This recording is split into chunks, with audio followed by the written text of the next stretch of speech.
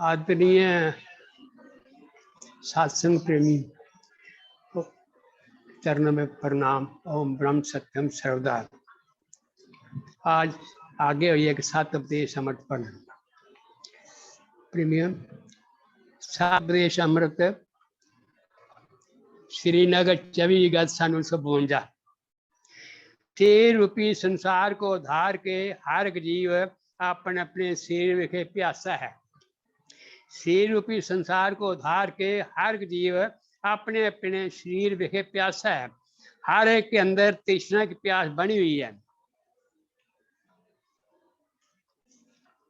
जो जो शरीर बढ़ता है तृष्णा फैलती है।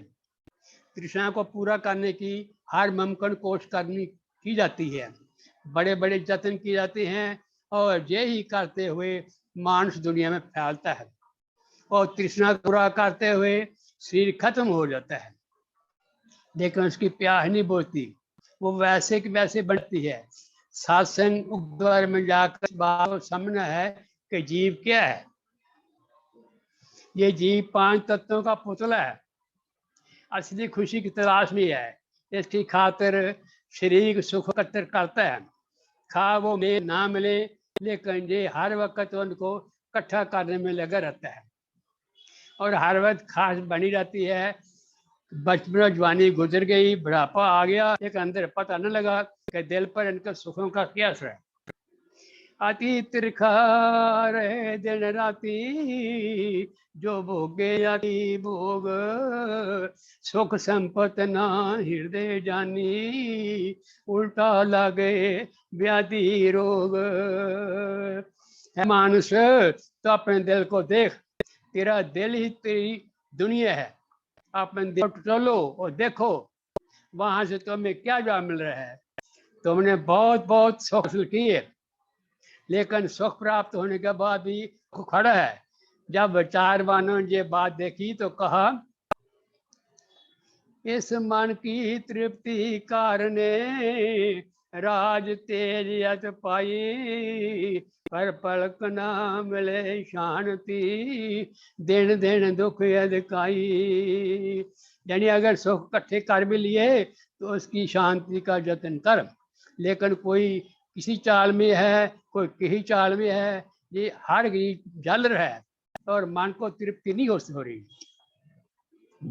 जरा प्रापत ए तन होयो, कृष्णा वेग दुख देवे, जो संपत सो छाड़नी, साजन काल जे दई हर लेवे। जो कुछ इकट्ठा किया था वो छोड़ने का वक्त आ गया, लेकिन अभी भी भूखा ही का वैसा है। लेकिन अभी भी भूखा वैसा ही है, जैसे पैदा हुआ था वैसा ही जा रहा है।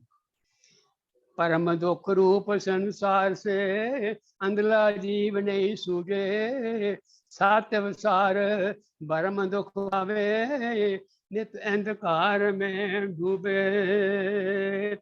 ये संसार जो देखने में सुख प्रतीत होता है, उसके अंदर दुख है। इसकी अभी तो समझ नहीं आती है, मगर जब शरीर जवाब देगा तब समझ आएगी। इंसान बूढ़ा हो जाता है, लेकिन कोशिश करता है कि और भी कुछ अरसा जीता रहे। ज्योतिषी के गिर्द घूमता है कि वो ही उसकी उम्र लंबी कर दे। ज्योतिषी के गिर्द घूमता है कि वो कहीं उसकी उम्र लंबी कर दे। ये नहीं समझता कि पहले भी जीकर क्या बनाया है, अब ज्यादा जीकर और क्या बनाएगा। अब ज्यादा जीकर और क्या बनाने पड़ेगा। विचार मानों ने तो ये समझा है, क्षीण भंगर ये भोग क्रीड़ा, मन माता पे नित। जो भी शरीर के भोग में, जो भी शरीर के भोग हैं नाश होने वाले हैं। ये क्षण में आते हैं, क्षण में चले जाते हैं। हर वक्त नई से नई उम्मीदें बन जाती हैं। आदमी सोचता है कि अगर अब सुख नहीं है तो फलां चीज मिलने पर सुख होगा, लेकिन जब वो चीज मिल जाती है तो भी सुख ही नहीं होता। जब वो चीज मिल जाती है तो भी सुख नहीं होता, बल्कि तृष्णा बढ़ती जाती है। यही भूल है। असल बात को नहीं समझता कि असल सुख इन चीजों में नहीं है। राजा दुखिया दुख में तापे और तापे कुल संसार, तृष्णा अग्नि ठंडी ना होई कित गत करे विचार। राजा दुखिया दुख में तापे और तापे कुल संसार, तृष्णा अग्नि ठंडी ना होए कित गुण करे विचार। छोटे लोगों की बात ही क्या है, बड़े बड़े राजे भी ताप रहे हैं। दूसरे लोग समझते हैं कि राजे महाराजे आराम में हैं, लेकिन वो तो बड़े बीमार हैं, वो अपनी तृष्णा को पूर्ण करने में लगे हैं और मजबूर हैं। लोग यही कहते हैं कि वो राजे महाराजे मोटर कारों पर सैर करते हैं और बाकी अयाशें भी करते हैं। अगर वो मोटर कारें उनको मिलती तो उनको भी पता चलेगा कि उनको भी आराम नहीं है। देखना चाहिए कि असली राम का स्वरूप क्या है। वो असली शांति जब तेरे अंदर आएगी तो तू चक्रवर्ती को भी कुत्ते की तरह समझेगा, क्योंकि वो भी तृष्णा से मजबूर है। आखिर कलगियों वाले भी मिट्टी मिल जाती हैं, आखिर कलगियों वाले भी मिट्टी मिल जाती हैं। जो भी संसार में पैदा हुआ है या जिसको भी ये चमड़े की आंखें देख रही हैं, वो अपने अंदर प्यासा है और हर वक्त तृष्णा की आग को पूर्ण करने में लगा हुआ है। तृष्णा की आग में इस तरह फैलती है जैसे आग में घी डालने से आग फैलती है। वैद दिन अंतर मर गया और लकमान हकीम, हारी गारी ना बचे खा गया काल गरीब। कृष्ण की प्यास को कौन बुझाए? बड़े बड़े इसको पूर्ण करते करते खत्म हो गए, ये कभी पूर्ण न हुई। ऐ मानुष, तो कैसे पूर्ण करेगा? जितना जी लिया काफी है, ज्यादा जीने की ख्वाहिश ना कर। आए निराशे गए प्यासे बड़े भूप संसार, इस मन की तृष्णा ना मिटी जो कोटक किए विचार। सभी छोटे बड़े इस संसार से प्यासे ही गए। महापुरुषों ने जब ये बात समझी तो कहा, अरब खरब धन होए प्राप्त घना पायो परिवार, इस मन को धीरज ना मिला देन देन दुख अपार। अरब खरब धन होए प्राप्त घना पायो परिवार, इस मन को धीरज ना मिला दिन दिन दुख अपार। खा अरबों पे हूँ, खा अरबों पे हूँ, घना परिवार हो, वो धीरज नहीं दे सकते।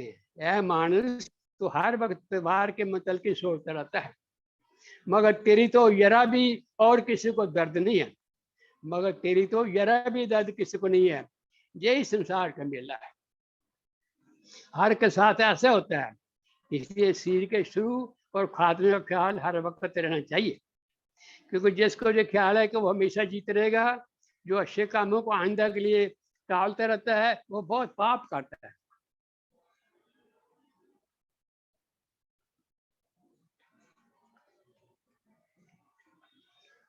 और का मरना देखता अपना मरण बुलाए, जे ही गफलत धार के बेहद पाप कमाए। इंसान औरों को मारता देखता है, संसार जाकर मुर्दों को जलाते हैं और धमलाते देखता है, लेकिन अपना मरना भूल जाता है और ये नहीं सुनता कि उसका भी यही हाल होगा। गुणी लोग हर वक्त मौत को याद रखते हैं, मूर्ख गुणी में यही फर्क है। मूर्ख मौत को भूलकर दूसरों का खून चूसता है, लेकिन आखिर उसने भी खत्म हो जाना है और बाद में पछताने से कुछ हासिल होगा। इसलिए सत्संग में इस बात का विचार करना है कि जीव असल में क्या चाह रहा है। सत्संग में इस बात का विचार करना है कि जीव असल में क्या चाह रहा है और जीवन का असल ध्येय क्या है। इंसान चाहता है वो खुशी मिले, जब वो खुशी मुझे प्राप्त हो जो कभी खत्म ना हो, लेकिन तेरा शरीर जिसकी खातिर तू जतन प्रयत्न कर रहा है खत्म हो जाएगा और तेरी चाह पूर्ण नहीं होगी। जो देखने में आवे साजन सोही रूप उठाए, जो आज थिया सो काल ना होवे, काल गृहस्थ को पावे। जो चीज आज निरारी है काल ना होगी, तुमको पता नहीं, एक दिन तुम भी बदल जाओगे। जो चीज बदलने वाली है तुम्हारा इससे हमेशा सुख कैसे पाते हो? जो चीज बदलने वाली है तुम इससे हमेशा सुख कैसे पा सकते हो? विचार उन्होंने कहा, ये तन स्थिर ना रहे, ना जे सोगर भोग, मिथ्या लगी दूषणा, नित नित घना रोग। आप बेशक कोशिश करें कि ये हमेशा के लिए बना रहे, मगर ये जरूर खत्म होगा। आप बेशक कोशिश करें कि ये शरीर हमेशा के लिए बना रहे, मगर ये जरूर खत्म होगा, इसमें सुख भी नहीं मिलेगा। राजा जनक को जब ज्ञान दिया गया तो कहा गया, है राजन, जो तू कहे कि मैं सुखी हूं या दूसरे सुखी हैं, ये गलत है। जब कोई लाला दूसरे लाला से मिलता है तो एक के पूछने पर क्या लाला जी क्या हाल है, वो जवाब देता है कि बहुत अच्छा है, लेकिन थोड़ी देर बाद ही अपना बैंक खाता खोल देता है और कहता है क्या अच्छा है, गुजारा नहीं होता है, बच्चा बीमार है, कदमबाजी की मस्जिद पड़ी है, जहाँ मकान गिर रहा है, वगैरह वगैरह। बेईमान पहले कहता था राजी खुशी हूँ, आराम से हूँ, मगर फौरन ही बाद में बैंक खाता खोल देता है। असलियत ये है कि असल में कोई सुख नहीं है। असलियत ये है कि असल में कोई सुख नहीं है, बल्कि सुख की तलाश में हर एक घूम रहा है। सब ने अपनी अपनी चौसरबाजी लगाई है। कोई सिनेमा में खुश है, कोई शराब में सुख महसूस करता है, और कोई गरिश्ते में। लेकिन सभी अंधेरे में फंसे हुए हैं। सभी लोग शारीरिक सुखों की तलाश में लगे हैं। सभी लोग शारीरिक सुखों की तलाश में लगे हैं। शारीरिक सुखों की आस इसमें खत्म हो जाएंगे। विचारवान ने सोचा कि ये गलत तरीका है। दुनियावी वस्तु में सुख मुतल्लक नहीं, महापुरुषों के सत्संग से पता चलता है कि सुख क्या चीज है। असली सुख उस वस्तु में है जो हमेशा कायम रहने वाली है।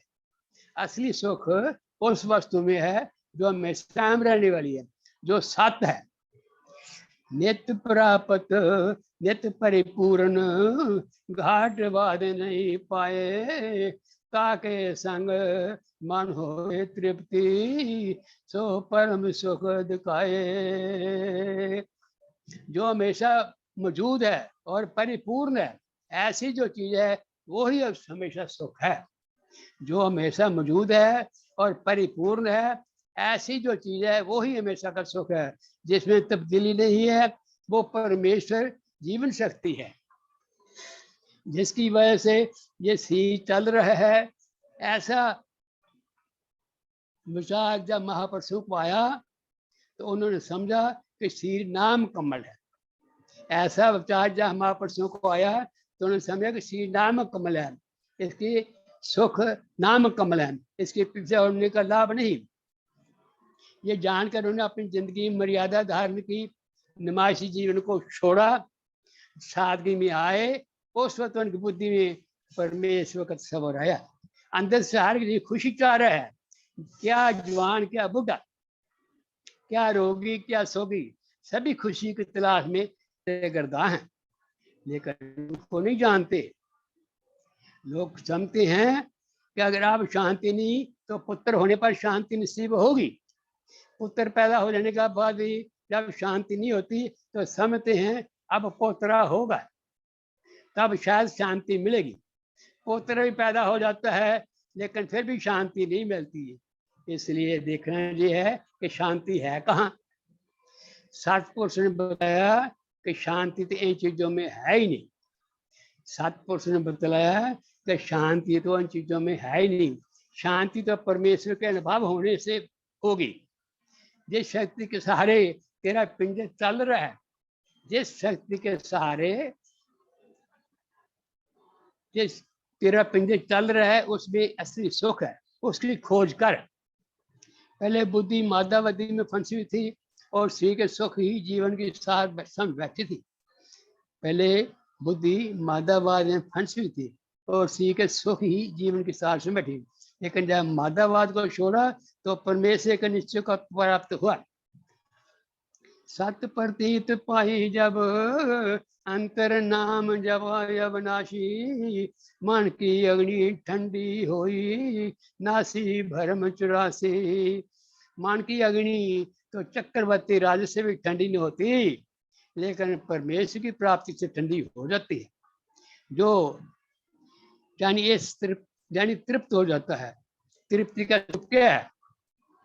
जीवन में परमेश्वर की प्राप्ति होती है। ज्यों ज्यों परमेश्वर की प्राप्ति होती है त्यों त्यों मन को शांति प्राप्त होती है। ज्यों ज्यों परमेश्वर की प्राप्ति होती है त्यों त्यों मन को शांति प्राप्त होती है। अगन लागी संसार को आशा मनसा मीत, ठंड पावे सो साजन जग में जो नाम जपे सो रीत। विचारवानों ने समझा कि सभी रो रहे हैं। विचारवानों ने समझा कि सभी रो रहे हैं। खा कोई अमीर है, खाए गरीब, कोई बच्चे वाला है या बांझ, कोई बूढ़ा है या जवान, सभी रो रहे हैं। जब गहरे ख्याल से दुनिया को देखा तो उनको प्रतीत हुआ कि किसी को आराम नहीं।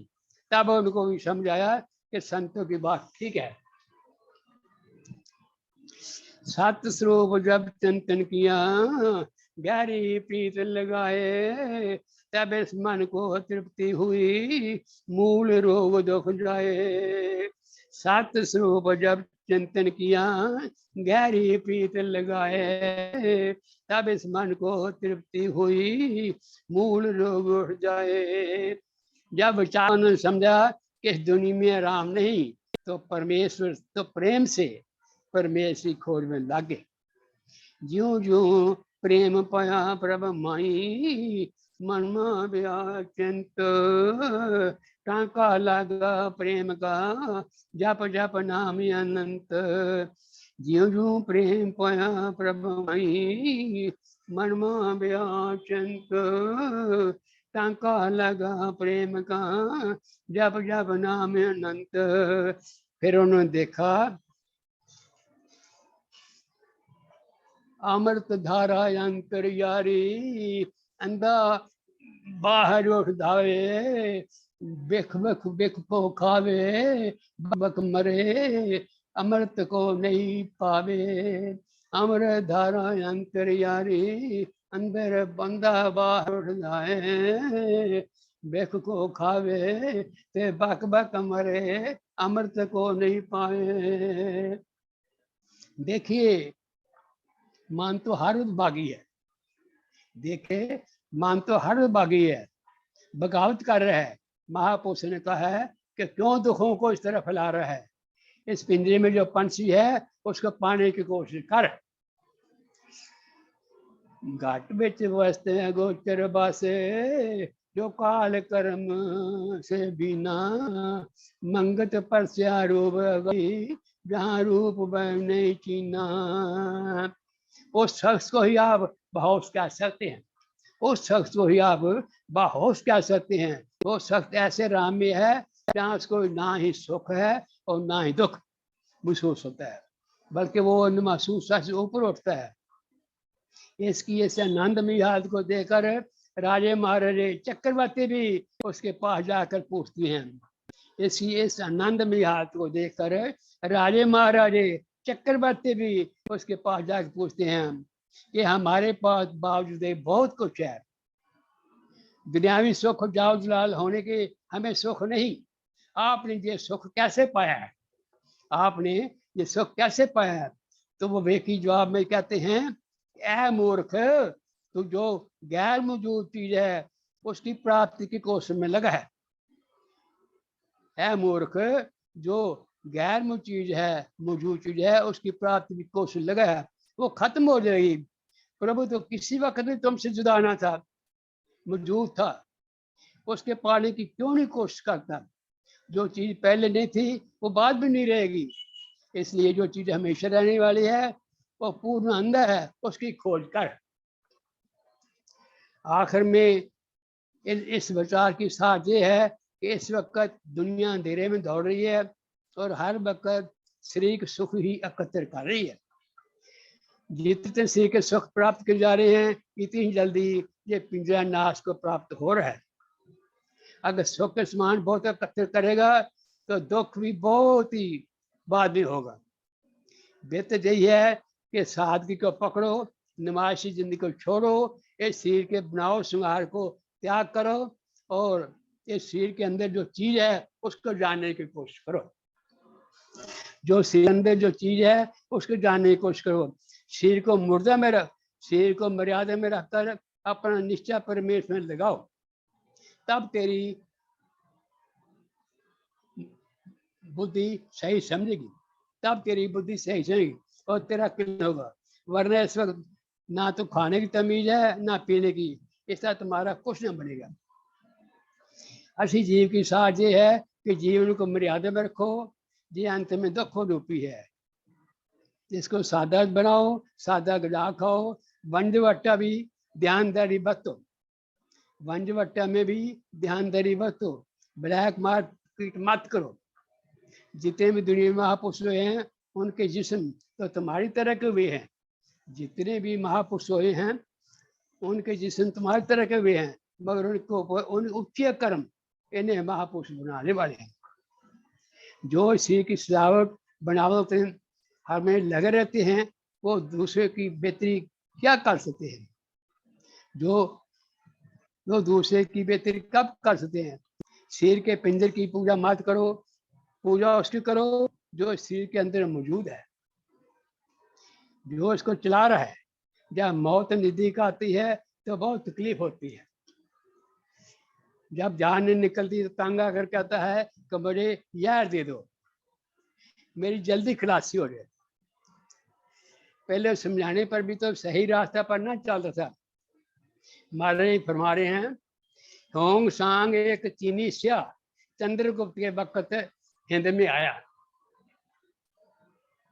महाराज फरमा रहे हैं कि होंग सांग एक चीनी स्या चंद्रगुप्त के वक्त हिंद में आया। जब वो चंद्रगुप्त के दरबार में पहुंचा तो वहां से एक काला कलोटा आदि लंगोट बांधे हुए देखा। वहां उसने एक काला कलोटा आदमी लंगोट बांधे हुए देखा और सब ही उसके हुक्म की पूरी तामील करते थे। वो चाणक्य ऋषि था। उसने अपने सफरनामे में लिखा है कि वो चाणक्य का घर देखने गया। वहां पर उसने देखा कि मामूली सी झोंपड़ी है, मामूली सी झोंपड़ी है, उस पर ओले पड़े हुए हैं। घर देख के उसकी सादगी से बड़ा मुतासिर हुआ। चंद्रगुप्त एक बकरवाल था और चाणक्य ने उसका राज यूनान तक पहुंचाया। गांधी को देखें किस कदर सादा था। होंग सांग टैक्सला गया, वहां उसने बुद्धों की यूनिवर्सिटी देखी। चांसलर यूनिवर्सिटी को देखा, चांसलर यूनिवर्सिटी देखा कि 2 पैसे का कपड़ा जिस्म पर लगाए हुए है और उस रिहायश का उसकी रिहायश में भी आजकल के बड़े आदमी की तरह ना थी, बल्कि निहायत सादा थी। उस देश का जो राजा था वो उस चांसलर पर छत्र किया करता था। उस देश का जो राजा था उस चांसलर पर छत्र किया करता था। मानी ये है कि आजकल की आदत से अंदर जो ताकत है बेखाशी है वो जाया हो रही है। श्री को जितना सादा बनाएंगे उतना अच्छा रहेगा। आजकल श्री की पूजा ही सबको तबाह कर रही है। ऋषियों देवताओं का जो जीवन है उसका मतलब है कि श्री द्वारा जो कर्म करो उनसे आम लोगों को आराम मिले। जिस्म को खूबसूरत बनाने से कोई हासिल नहीं होगा, जिस्म को खूबसूरत बनाने का कोई हासिल नहीं होगा, बल्कि कर्म खूबसूरत करने चाहिए। अगर दूसरे की सेवा करोगे तो तुम खूबसूरत हो। अगर अच्छे कपड़े पहनकर दुनिया को तंग करोगे तो खूबसूरत नहीं कहला सकते। महापुरुष ने कहा है, जननी जने तो भगत जन दाता जा सूर, नहीं तो जननी बांझ रहे काहे गवावे नूर। जननी जने तो भगत जन दाता जा सूर, नहीं तो जननी बांझ रहे काहे गवावे नूर। जननी अगर जने तो भगत जने, या दाता जने, या सूरमा जने। अगर ऐसा ना कर सके तो मत जने। ऐसे महापुरुषों, ऐसे पुरुषों की अंश धन है, ऐसे पुरुषों की अंश धन है। और जो अपने आप को मर्यादा में रखते हुए दूसरों की भलाई में धन सर्व करते हैं और दूसरों के दुखों को दूर करना ही अपना काम जानते हैं, वो पिंजर ही प्रकाश वाला है। वो पिंजर ही प्रकाश वाला है जो दूसरों की सेवा करता है। वो आजकल कंघी पट्टी में 4 घंटे लगा देते हैं, लेकिन बीमारों को पानी तक नहीं पिला सकते। मानी ये है कि जब तक कोई शरीर के बनाव श्रृंगार से खलासी ना पावे, दूसरों की क्या भलाई कर सकता है। अगर आप मगरब की नकल ना करें बल्कि अपने बुजुर्गों की नकल करें, वो ही त्यागे हुए हैं। ये इतिहास आपके मुल्क का है। परीक्षित जब 9 माह का बच्चा था तो उसे पांडवों ने राह दिया और जंगल में चले गए। परीक्षित जब 9 माह का बच्चा था तो उसे पांडवों ने राह दिया और खुद जंगल में चले गए। धन को इकट्ठा करने का विचार खराब करता है, वो जिस तरह आता है उसे चल जाता है। बुनियादी सूल जो है कि अपने आप को सादा बनाओ, इससे खर्च कम होगा, चिंता भी थोड़ी रकम में गुजारा हो जाएगा। नुमाइशी जिंदगी से खर्च पूरा ना होगा। आजकल बाप अगर बेटे को सिनेमा के लिए पैसे नहीं देता तो घर में हराम मचा देता है। जिस तरह से आजकल दुनिया चल रही है उसमें शांति नहीं है। जो अच्छे पुरुष दुनिया में हुए हैं वो कौन भी हैं? जिन्होंने दूसरे के मांगने पर अपना चमड़ा भी अधेर कर दे दिया, जिन्होंने दूसरों के मांगने पर अपना चमड़ा भी अधेर कर दे दिया। आजकल कहा जाता है कि ये रोशनी का जमाना है। ये रोशनी का जमाना नहीं बल्कि दुराचारी जीवन का जमाना है। देवताओं का जीवन खत्म हो रहा है। ये जीवन में निहायत ही बड़े अपत्र हो रहे हैं। जीवन तो इसलिए मिला था कि इसको समानी हाथ में रखकर इससे फायदा उठाया जाए और अच्छे कर्म किए जाए, मसलन दान पुण्य।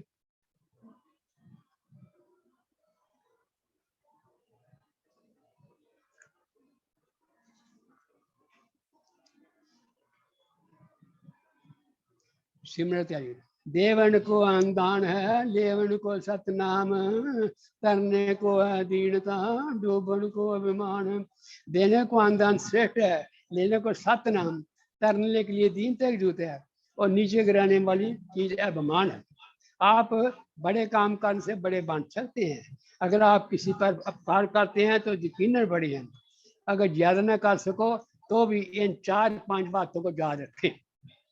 पहला सादगी, दूसरा सेवा भाव, हर मुमकिन कोशिश करके तन मन धन दूसरों की सेवा में लगाओ। तीसरा शाल कपट से परहेज करो, सच्चाई को अपनाओ, नित्य ही महापुरुषों के जीवन चरित्रों को मुतालिया स्वाध्याय करें, सत्संग से प्रीत रखें और 2 घड़ी वक्त निकाल कर हर रोज परमेश्वर को याद करो। ये ही बुनियादी सूल हैं। इनमें से आप अगर एक भी धारण कर सकेंगे तो खुद ब खुद सारे असूल आ जाएंगे। संसार में जब आप आए हैं ऐसी करनी का चलें जिससे आप खुद भी प्रसन्न हो और दुनिया भी प्रसन्न हो जाए। ऐसी करनी का चलें जिससे आप खुद भी प्रसन्न हो और दुनिया भी प्रसन्न हो जाए। ऐसा काम मत करो जिससे खुद को भी नादम होना पड़े। साजन ऐसी करनी नीति की जो मन देवे प्रसन्नता, हर की सेव मन धायो नासे रोग अनंता।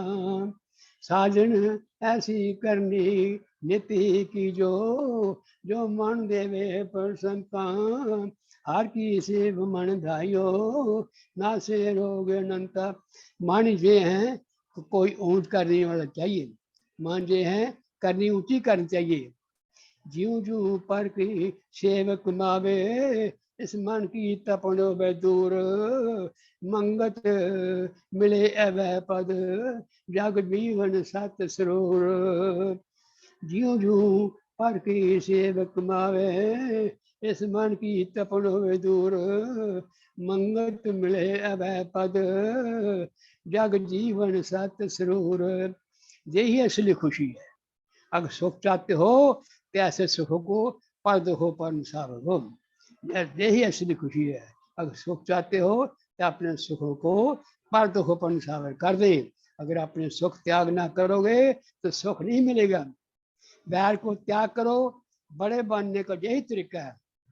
वैर को त्याग करो, बड़े बनने का यही तरीका है।